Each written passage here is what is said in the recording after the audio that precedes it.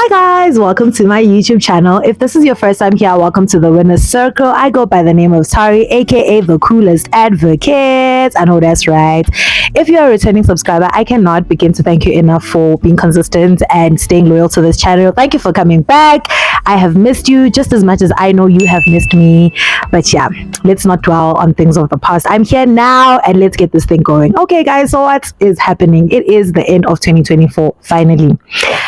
I am not even going to address the fact that I've been MIA because I feel like I address that in every single video, and in every single video I lie and I say, yeah, I'm gonna post no content, I'm gonna post every week, this, that, and the other, and then chiggy, I disappear for a couple of months. But I'm here now, so I'm not even gonna get into that. I think we have all been a part of 2024. If you're here now, it means you're still alive, which means that you are well aware that 2024 has been a year. It has been a year, guys. Everybody has just been going through the ultimate most this year. I don't know about y'all, but this has not been the best year for me. Like, I don't even want to lie to you guys. Like, this year has rocked me. So I'm here. This is not really a story time, but like, let's just catch up and just do a life lately and just find out like what's been going on and, you know, just update you guys with what's been going on with me. So just because I have not been posting, it does not mean that I have not been filming. So I have been filming. There's several things that I have been filming. I have just not had the capacity to actually sit down and edit all these things and put them together and make a vlog. And I just feel like some of the stories are a little bit more incomplete. And I just feel like when I finally post them, I kind of want to post a complete story and paint like a complete picture type of thing. Do you know what I mean? I don't want to like leave things halfway and stuff like that. But yeah, like guys, a lot has happened. So I think the last time that I posted, I was in court. I was busy with a trial. I had a 3-week trial. And then ultimately I told you guys that the trial had collapsed. And then I went MIA after that. So immediately after my trial, I went to Turkey.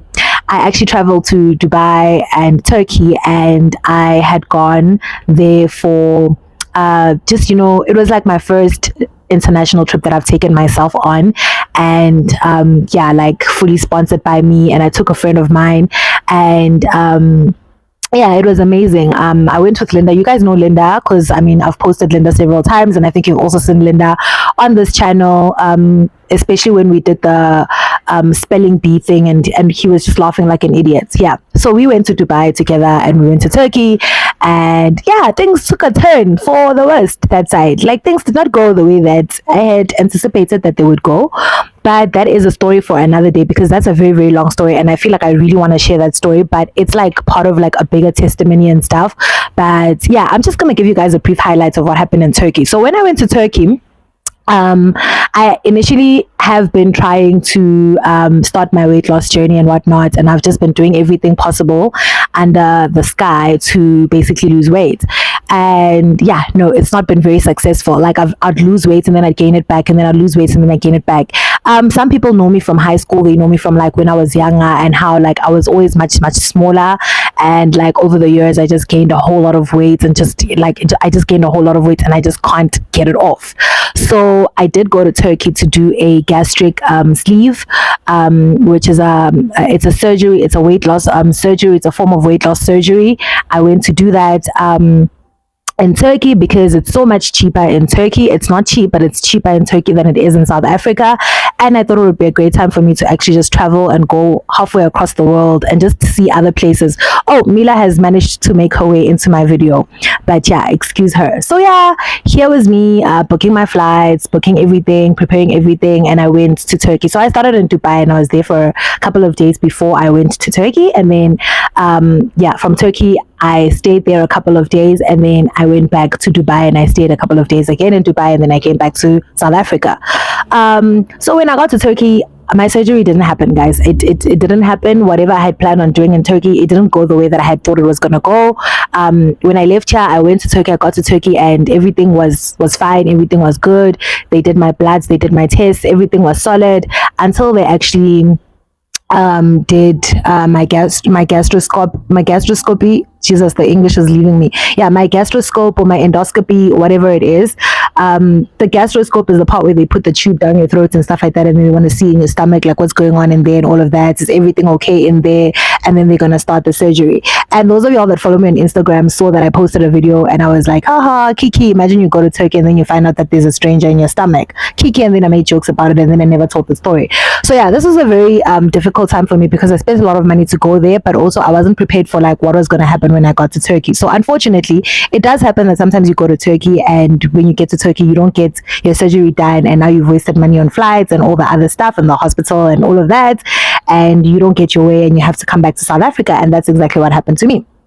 So this is a very sensitive story, so I don't really want to get into too much of the details of it. But yeah, what happened was when I got to Turkey, as they were about to do the surgery, they found a tumor in my stomach. So they had to cancel the surgery and we had to now focus on the fact that there's a tumor in my stomach and does this mean I'm dying, this, that, and the other, and do biopsies and all that other stuff. So all this stuff is reserved for a video at a later stage, like after everything is like actually basically sorted out, because I still haven't removed it.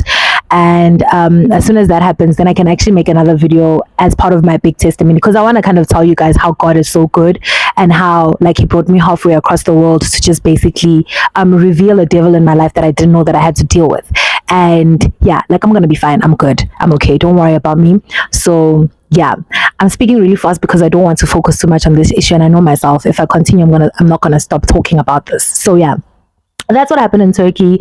So we decided to just chill a little bit more, and we decided to just look around the place, tour around the place a little bit, not too much because I was a bit emotionally drained and like mentally drained as well. So I didn't really do much in Turkey except for go out to restaurants, do a little bit of sightseeing and stuff like that. But I just wanted to get out of Turkey and get back to Dubai, and then from Dubai I wanted to come back straight home. So I was filming all along, like I was filming throughout the entire journey. It's just that I haven't really posted much of the content because I'm reserving that content for a later stage. So as soon as I got back from Turkey, I was then admitted into hospital. So I was in hospital, I was in and out of hospital for I think at least 3 weeks or so.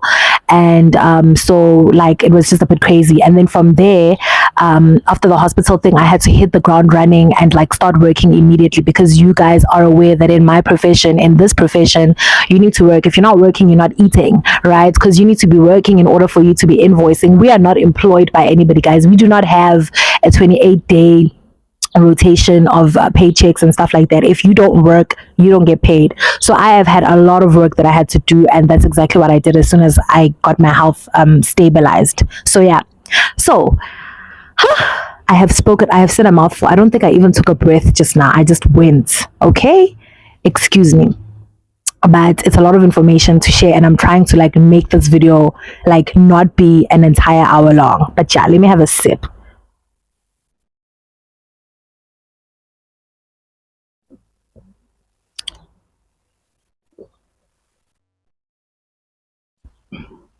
Who child? Okay. So on top of everything that has been happening this year and some of the stuff that you've seen, like the fact that I lost a very, very, very, very, very, very good friend of mine this year in August. That's just a couple of months ago, mind you.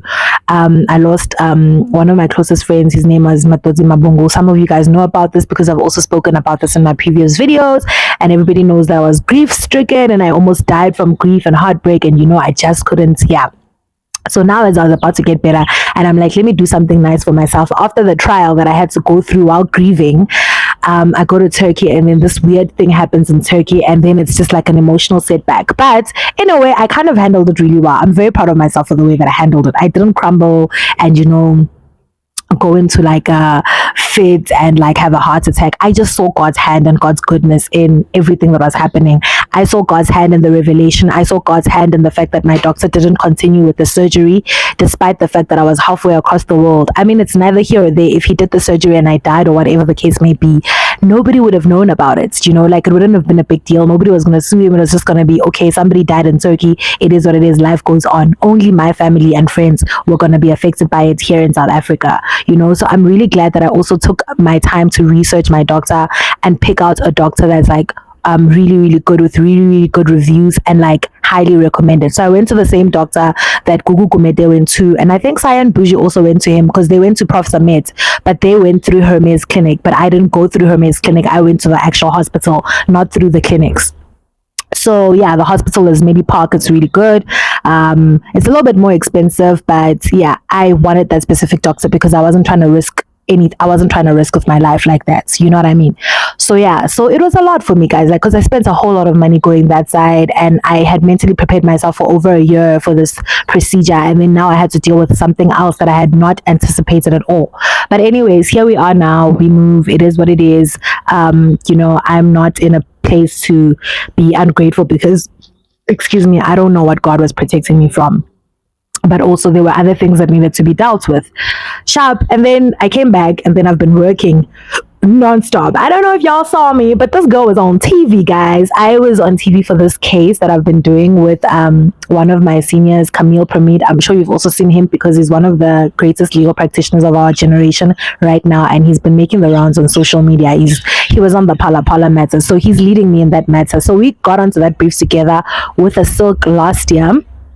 In my very first month of practice, I took that brief from Carl's, but then our silk, the senior counsel, he dropped out of the brief, and then Camille was the most senior person, and then I was there, and then his pupil also joined us, and his pupil is now an advocate, but now he's got another pupil, so she's now also on the brief. So there's like now 4 counsels on the brief, and we are all representing MN, a lady that murdered her abusive boyfriend, and then she was sentenced to 10 years, was it 15 years? And yeah, we are convicting both the sentence and the appeal, and that's what we've been busy with. And this case has attracted a lot of attention. It's a big case. We are challenging a constitutional issue. Yeah, it's a long story. Talk about that another day, but I'll briefly post a clip so y'all can see what I'm talking about. So we went to court, but then the court, I've always said a magistrate's court is the pit. So the court was, the first time, what happened, there was no clerk, and then we had to postpone. The second time we went to court, we were supposed to be heard. There was no electricity or water in the court, so then now we're in the dark. SAPC was filming us in the dark. It was just a maza. It was just a mess. So again, the matter was postponed. It's postponed to next year. I'm very excited about the outcome of that case. I think it's going to be huge for South Africa, especially because we're struggling so much with GBV. Like, the GBV in South Africa is, I don't even know what to tell you. It's crazy. It's crazy.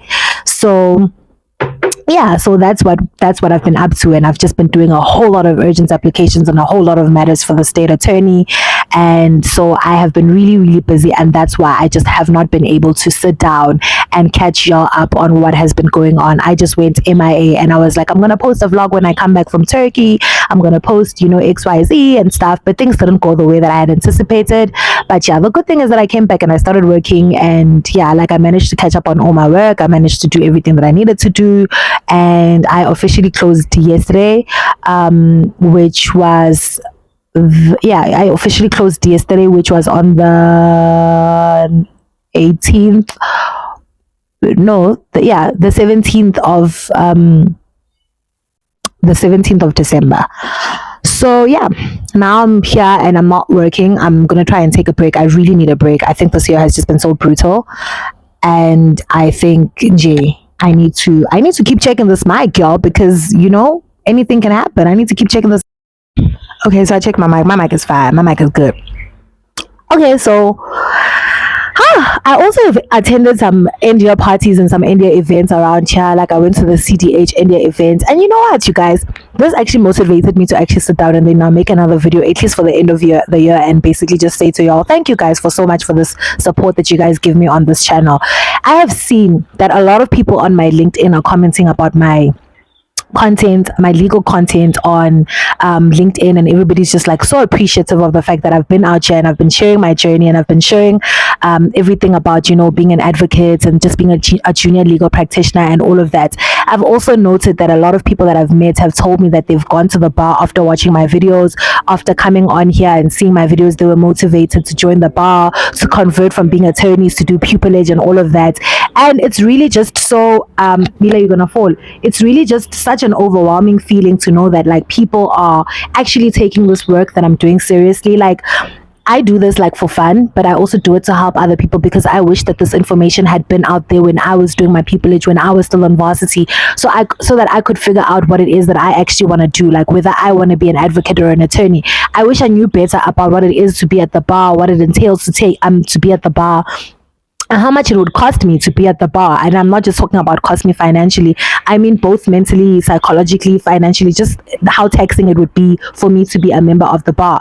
There were so many things that I was not prepared for, coming to the bar, or coming into this profession rather. And I wish that there was information from other young people out there, because what we really do see is, we see the silks, we see the superstars, we see the big famous lawyers and stuff, and the big firms and the big fives, and we see them on the TV, we see them on the internet, but we don't really get context of what it is like, especially for a black child who's got no connections, no history of any family members that are doing it big in the field, in the legal field, in the legal profession rather.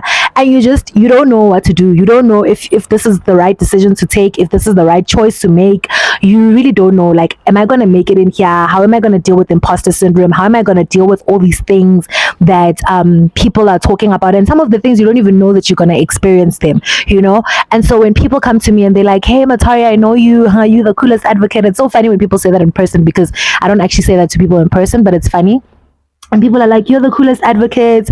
Oh my God, I really love your content. Oh my God, I came to the bar after I saw your content. I stumbled upon your videos on YouTube and I've been binge watching. When people are saying I've been following your journey on YouTube, and they're writing that on LinkedIn, and they're writing that, on my other social medias, and they're sending me DMs, and they're actually saying that to me in person. I've met so many people in person that have come up to me and they said to me, oh my God, like, I'm a big fan of like your channel and stuff, and I watch you and I listen to you, and you've guided me so much, and you've helped me, and I had imposter syndrome, and then I watched your video, and every time I feel some type of way, I go back and I watch your content, and it helps me. Guys, you don't know how much that means to me. Like, that makes me want to make more content for you. That makes me want to share more information for you, because like I'm saying, I wish somebody had shared all of this stuff with me when I was like a junior, when I was a graduate, when I didn't know what was happening, So I'm here to tell you guys, it's been 2 years now since practice. It's officially been like, I've finished 2 years in practice now, and I am so happy, you guys. I'm so happy. Like, despite the ordinary things that I'm always complaining about, that every counselor is complaining about all the time,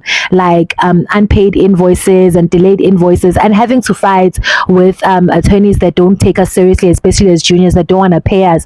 I am so glad that I stuck around. I'm so glad that I took my senior's advice and I stuck around in practice, that I didn't take that job offer last year. I'm so glad that I didn't actually apply for jobs after that.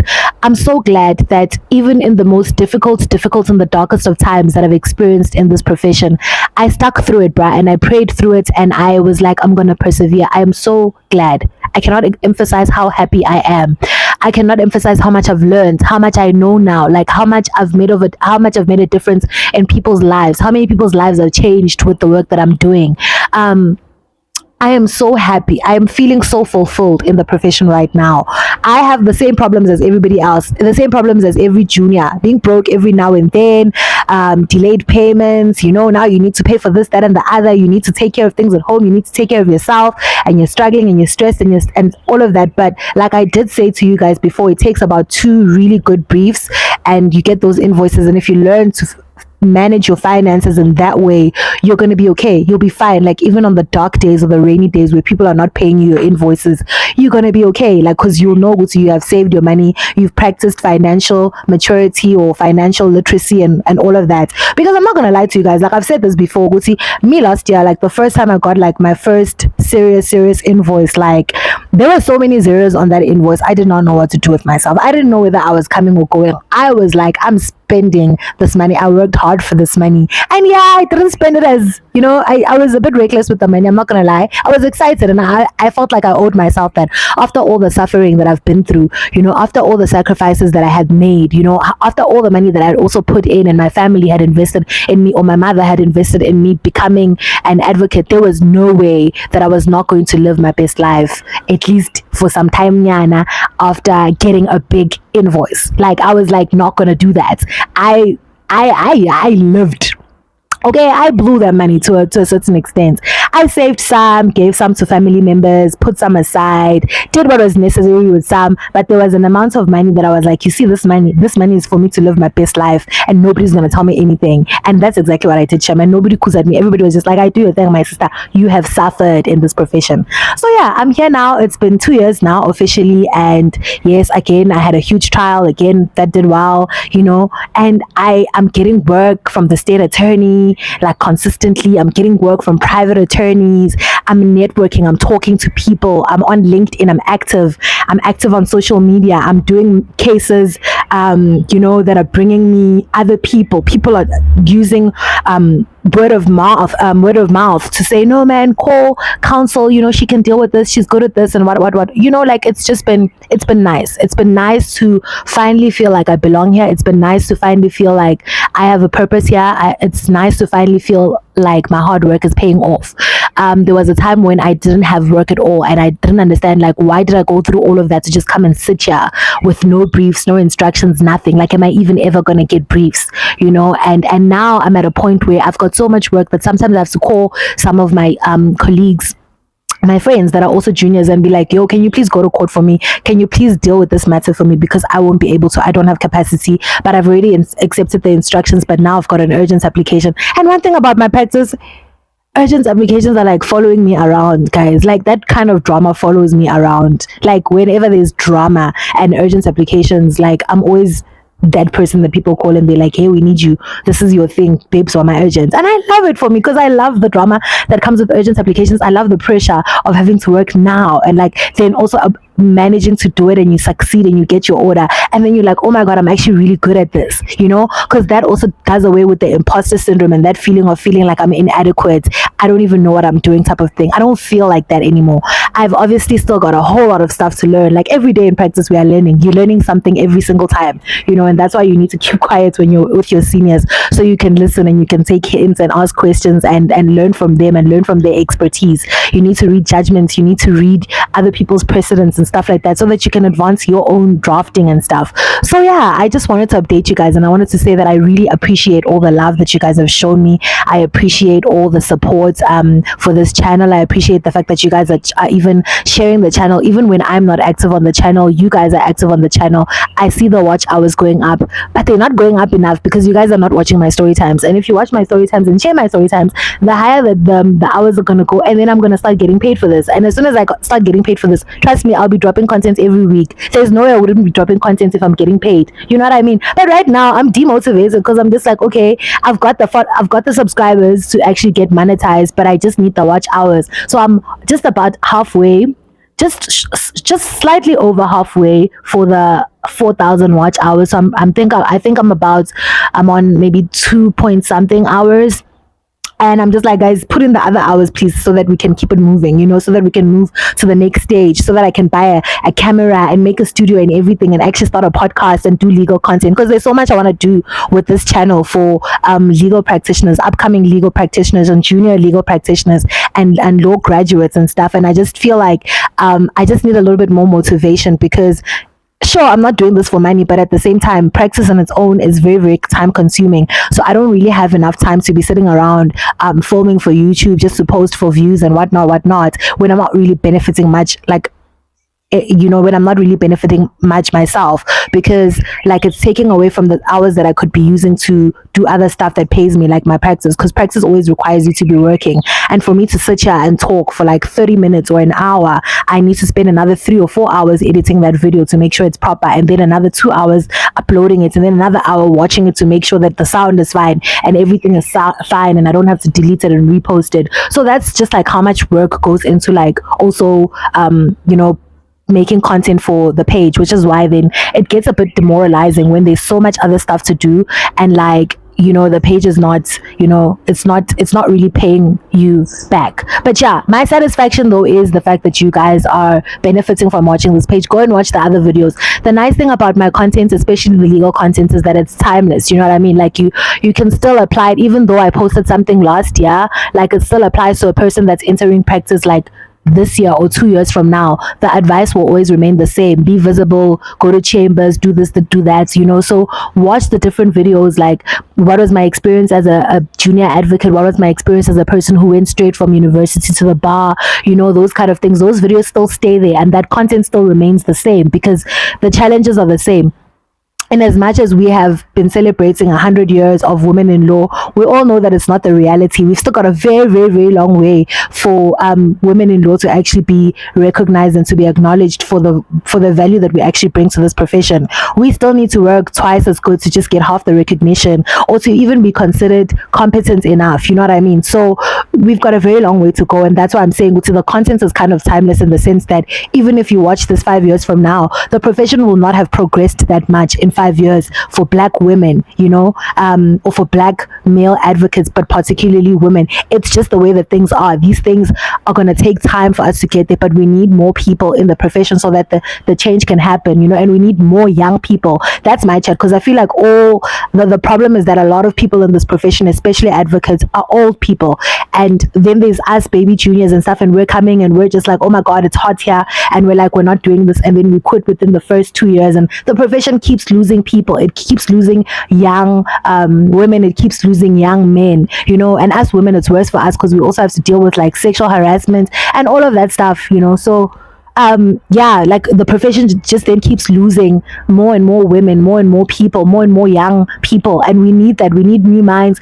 we need a fresh outlook on things, and stuff. So I'm just really glad that I'm making a difference, and I'm just really glad that more people are coming into the profession. I'm just really glad to see that people are sticking through it, and they're just like, asking for advice, and they're taking some of my hints, and some of them are giving me feedback to say, ever since I watched your video and this happened, I tried to implement this and it's been working for me, and now I've got work, now I've got briefs and things like that, and that really makes me happy, because that's all I really want, that's all I really want for everybody.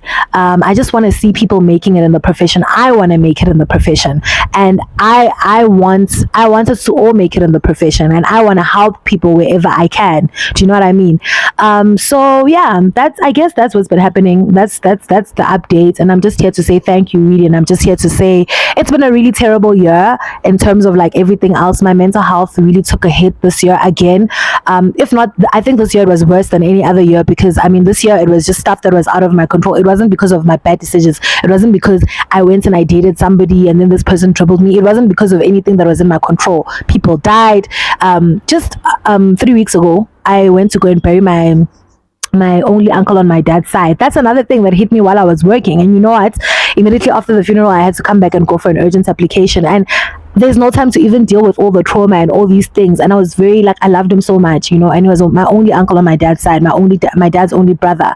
And now he's also passed away. And I'm just like seeing my family getting smaller and smaller and smaller. And now it's the festive season, and I'm just like, whew, it's heavy on me, it's really, really heavy on me. But ultimately, I still believe that God is still the King of Kings, and he's still the author of everything, and he's not the author of confusion and all these other things. And I'm standing firm, and I'm standing on business in terms of my faith. And yeah, I just wanted to update you guys, tell you guys I'm still alive, tell you guys that I still love you, tell you guys I'm still thinking about you, and I am filming for you. And I want to ask you guys, what do you guys want me to do content on? It's December, I've got time now, a little bit of time. What do you guys want from me? What do you guys want me to do content on, so that I can do that going into the new year? So if you want to know more stuff about pupillage, and I haven't already done videos about it, now would be the best time to leave it in the comments, or send me a DM or whatever, and ask me for your requests, what do you want me to talk more on. I've seen a lot of people want me to talk more about my experience as a junior advocate coming straight from the bar, and I actually have done that. So if you actually go through my videos, you would see that I've already filmed content on that. But if there's stuff that you feel is missing, and stuff that you feel you need more clarity on, please don't be shy to send me a DM and let me know, so that I can hook you up. Yeah, with that being said, I think I've said a mouthful.